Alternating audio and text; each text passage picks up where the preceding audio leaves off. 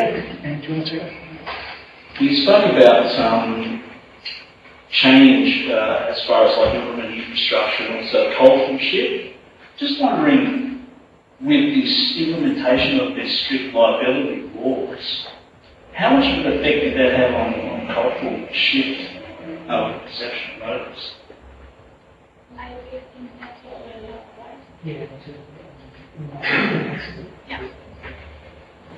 I think it's actually one of the most important measures the Netherlands took, that if by law it has been organized that if you have an accident between a car and a bicycle, even if the cyclist went through red, it will be actually the fault of the car driver not to be driving in such a way not to make an accident. So this element of, how you say, the liability, right, is very, very important because car drivers behave in a different way when they have an accident. So I think it's very important to organize it by law, not, of course, also education, but if you have a law that supports the behavior, that helps a lot. Can I just talk to that as well?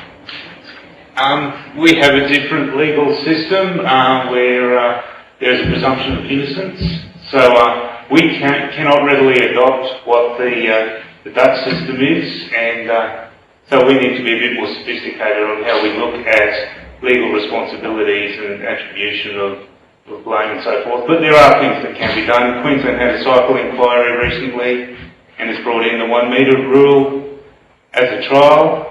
We don't know really what the outcome of that will be, but it's under evaluation. There are things we can improve, but we can't implement a kind of measure that the Dutch have currently. Considering last year that there was a spike in deaths of cyclists, I think it spiked about 33%, up to about 54 deaths, yeah? There's been a lot of speculation as to why this happened. Use of smartphones, water etc. Safe Cycling Australia recently conducted a survey asking cyclists specific questions on varying topics. One of the questions that was proposed was, how would you feel about the implementation of a presumed liability law? 96% of the 600 respondents said that they want. Is this something that you believe should be supported? That was what you asked for, Michael. You want to say again? No.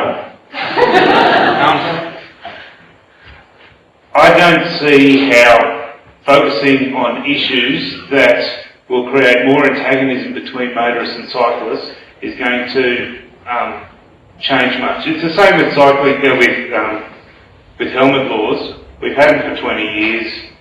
Let's just move on, accept that that's the position that we've got, and work out how we can get better at sharing the space and how we can develop a better transport system.